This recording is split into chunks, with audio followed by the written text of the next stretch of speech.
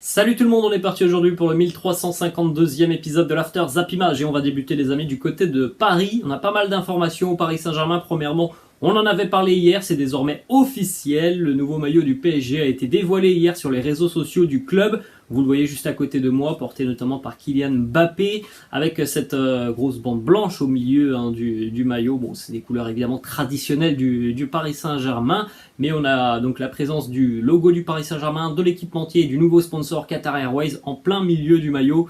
Bon, parfois les amis, et même très souvent, on a les maillots avec le logo qui est sur le cœur et l'équipementier qui est de l'autre côté. Bon, voilà, tout sera au centre du maillot. Vous l'avez aussi, ce maillot porté par Lionel Messi avec le fameux sponsor sur les manches du Paris Saint-Germain, ce sponsor GOAT qui va très bien à Léo Messi. Autre information du côté du Paris Saint-Germain, la date de la reprise des entraînements est connue et fixée à lundi. Dans 4 jours, les Parisiens seront de retour à l'entraînement au centre d'entraînement, à l'exception de certains internationaux qui bénéficieront de quelques jours de vacances supplémentaires, comme par exemple Kylian Mbappé. Autre information, ça concerne évidemment le nouvel entraîneur du Paris Saint-Germain, Christophe Galtier, qui, selon les informations d'RMC, sera présent lundi à la reprise de l'entraînement au camp des loges. Ce qui veut dire, les amis, qu'on pourrait avoir une officialisation de l'arrivée de Galtier avant la fin de semaine. Ensuite, on a une déclaration de Johan Cardinal, ancien gardien de l'OGC Nice, qui a gardé des contacts avec le vestiaire niçois. Hier, il était l'invité de l'After Foot. Il nous dit qu'il y avait pas mal de tensions l'année dernière à Nice avec Christophe Galtier. Pour avoir eu 2 ou 3 échos avec des joueurs qui sont encore dans le vestiaire, il y a eu une grosse cassure avec le vestiaire. Il y a eu pas mal de problèmes. On savait que voilà, c'était pas tout rose du côté de Nice et on l'a vu aussi sur la fin de saison avec certaines déclarations. On avait bien compris que ça se passait pas hyper bien pour Christophe Galtier du côté de Nice, avec notamment les personnes qui travaillent autour de lui. Ensuite, autre information, Foot Mercato qui annonce que le PSG rêve toujours d'associer Lewandowski à Kylian Mbappé dans un 3-5-2, même si le Barça est toujours en avance sur le dossier Lewandowski, et d'ailleurs on va en parler dans quelques instants. On a une petite information assez intéressante.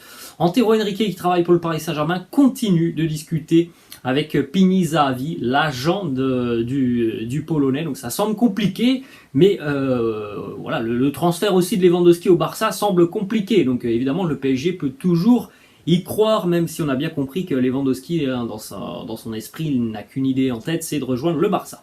Ensuite, on enchaîne avec une information qui concerne Renato Sanchez, qui est vu comme une priorité pour le Paris Saint-Germain, et notamment par Luis Campos et Christophe Galtier. Christophe Galtier connaît très bien le joueur.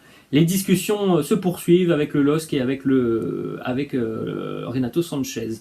Autre information, il pourrait arriver très très prochainement du côté de Paris. Loïc Tanzi, journaliste RMC, annonce que l'accord avec Vitinha, le joueur du FC Porto, est attendu dans les 48 prochaines heures. Il va y avoir de nouvelles négociations aujourd'hui et donc la clause pourrait être levée à peu près 40 millions d'euros. Donc on pourrait avoir l'arrivée d'ici à quelques jours de Vitinha et Renato Sanchez. Autre information, le quotidien Le Parisien qui annonce encore une fois que une séparation semble inéluctable entre Neymar et le Paris Saint-Germain. Il reste encore à Paris de lui trouver une porte de sortie. On en a déjà parlé, ça peut être l'option des Blues de Chelsea. Ça va être un feuilleton, je pense, qui va être assez long sur ce mercato, le feuilleton Neymar. Emmanuel Petit, qui était au micro hier de Rotten sans flamme, il était invité, il est souvent invité, Emmanuel Petit, et il s'est exprimé sur Neymar et lui croit en un retour en très grande forme du Ney avec le Paris Saint-Germain. Il est aussi assez déçu de voir le comportement de certains journalistes ou de certaines personnes qui véritablement cassent Neymar. Il nous dit aujourd'hui la mode c'est de tomber avec une batte de baseball sur la tête de Neymar, lui dire que c'est un petit gros qui ressemble à un pizzaiolo. À croire que tous les mots du Paris Saint-Germain sont incarnés par Neymar. Il y a évidemment un fond de vérité dans ce que dit Emmanuel Petit. Je pense que Neymar focalise beaucoup de tensions du côté du Paris Saint-Germain.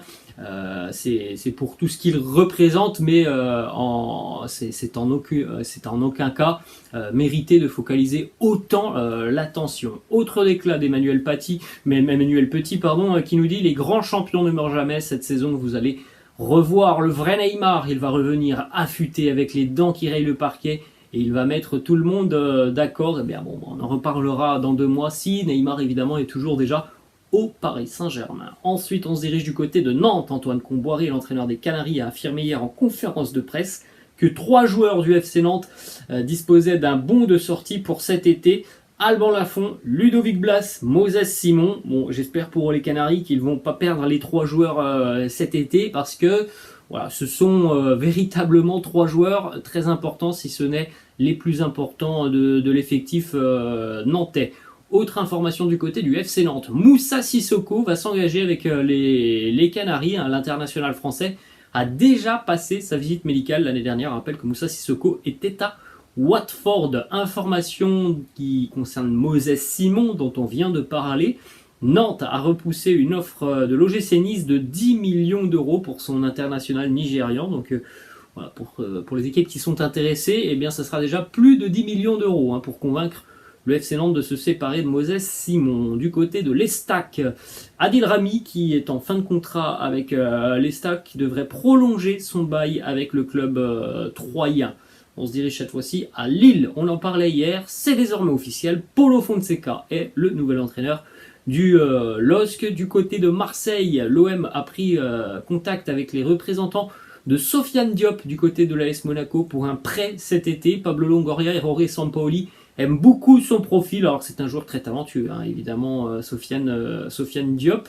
Donc affaire à suivre. Je ne sais pas si l'AS Monaco accepterait de prêter son jeune joueur du côté de l'Olympique de Marseille chez un concurrent direct. Ensuite, on a 2 informations à Lens. Premièrement, il y a un accord entre le Racing Club de Lens et Crystal Palace pour Cheick Doucouré. Montant du transfert 21 millions plus 5 millions de bonus et 15% à la revente si plus-value réalisée par Crystal Palace. Donc encore une fois, financièrement, ça va être un très joli coup réalisé par le Racing Club de Lens qui a aussi perdu hier Corentin Jean qui s'est engagé en Major League Soccer avec l'Inter Miami.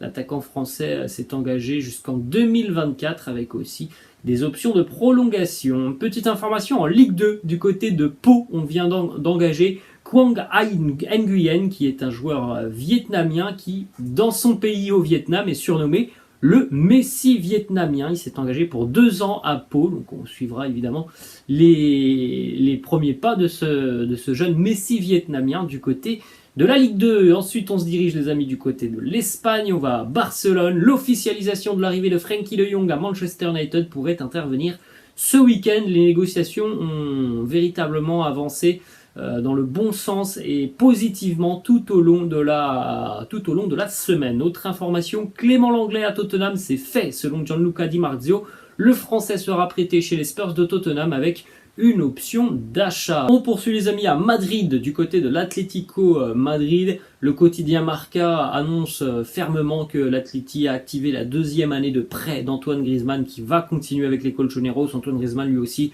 a laissé un petit message sur les réseaux sociaux en clamant haut et fort son amour pour l'Atlético. Ensuite, on va du côté de Barcelone où hier Xavi, l'entraîneur du Barça, était donc dans le même restaurant que Robert Lewandowski. Alors évidemment, c'est pas le fruit du hasard.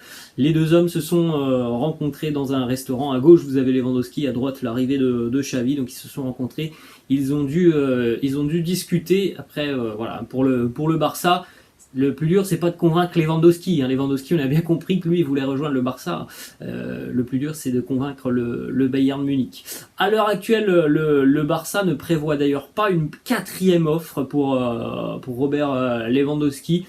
En interne du côté de Barcelone, on a compris visiblement qu'il faudra débourser plus de 50 millions d'euros pour convaincre le Bayern de se séparer de Robert Lewandowski, mais pour le moment côté bavarois, on va peut-être un petit peu côté Barça, on va peut-être un petit peu temporiser et attendre, pourquoi pas, notamment la vente de Frenkie de Jong qui pourrait peut-être faire un petit peu bouger aussi le dossier Lewandowski. Ensuite, on est du côté de West Ham en Angleterre. Les Hammers progressent dans la signature d'Arnaud Danjuma, un peu moins de 45 millions d'euros. Encore une fois, là, c'est une très grosse plus-value qui va être réalisée par Villarreal. Il a été très bon hein, cette année. Arnaud Danjuma, il va donc faire son retour en Angleterre après avoir connu Bournemouth. Autre information du côté de Tottenham, il y a un accord entre Richarlison et les Spurs de Tottenham.